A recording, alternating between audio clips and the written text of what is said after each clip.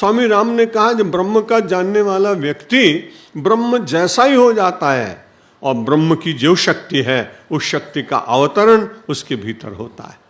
जिस समय मैं तुमसे बात कर रहा था कि मैं बादशाह हूं, उस समय मैं लौकिक भाषा नहीं बोल रहा था। दो प्रकार की भाषाएं होती हैं। एक भाषा हम सब लोग बोलते हैं, एक भाषा साधु अत्यंत गहन आध्यात्म की स्थिति में जो बोलता है वो मंत्र बन जाते हैं, वो ऋचा बन जाती है। वे शब्द नहीं रहते, वे शब्द ब्रह्म हो जाते हैं। इसलिए स्वामी राम ने कहा गीता की भाषा भाषा नहीं है, वो समाधि भाषा है। और रामतीर्थ जब बोलता है कि मैं सूर्य को प्रकाश देता हूं, तो रामतीर्थ देह में नहीं बोल रहा है। उस समय ब्रह्मात्मय के भाव हो जाने के कारण मुझे अपने में और अपने निर्माता में कोई अंतर दिखता नहीं, और उसकी शक्ति का अवतरण पूरी तरह से मेरे भीतर होता है। तब मैं कहता हूं कि राम बादशाह। और वैसे तो मैं फकीर हूं। तो भगवान कहते हैं भाई जिसकी जहां जहां श्रद्धा हो, उस श्रद्धा को व्यक्ति को तोड़ना नहीं चाहिए। एक बार श्रद्धा टूट गई तो फिर मनुष्य जी नहीं सकता है। श्रद्धा के अभाव में वो इतना विचलित होगा कि किसको माने किसको न माने, और इसी तरह शंका और संदेह में पूरा जीवन चला जाएगा। इसलिए पूर्व अध्यायों में भगवान ने कहा कि जो बड़े साधारण से लोग हैं, न बुद्धि भेदम जनयेत अज्ञानाम कर्म संगिनाम जोशयेत सर्व कर्माणि विद्वान युक्त समाचरण। जो युक्त लोग हैं, भगवान से जुड़े हुए हैं, या परमात्मा पर विश्वास करते हैं, या परमात्मा के मार्ग पर चल रहे हैं, उन लोगों को क्या करना चाहिए? भगवान ने बहुत सुंदर संदेश दिया। एक आदिवासी को आप कह दें अरे तुझे क्या भक्ति आएगी, न तेरे कपड़े ठीक हैं, न तेरे पास साधन है, तू भगवान के यहाँ कहाँ जा सकता है? भगवान कहते कि नहीं, ऐसे सामान्य व्यक्तियों के भीतर जो श्रद्धा है, उस श्रद्धा को कभी समाप्त मत करिए। उनके भीतर बुद्धि भेद उत्पन्न मत करिए। न बुद्धि भेदम जनेत अज्ञानाम।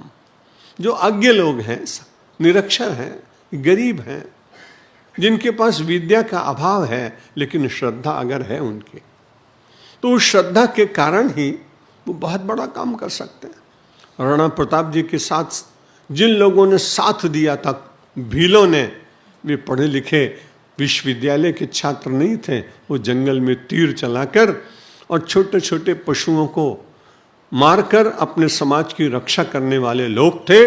इसलिए राणा प्रताप ने सोचा कि इनकी श्रद्धा तो है।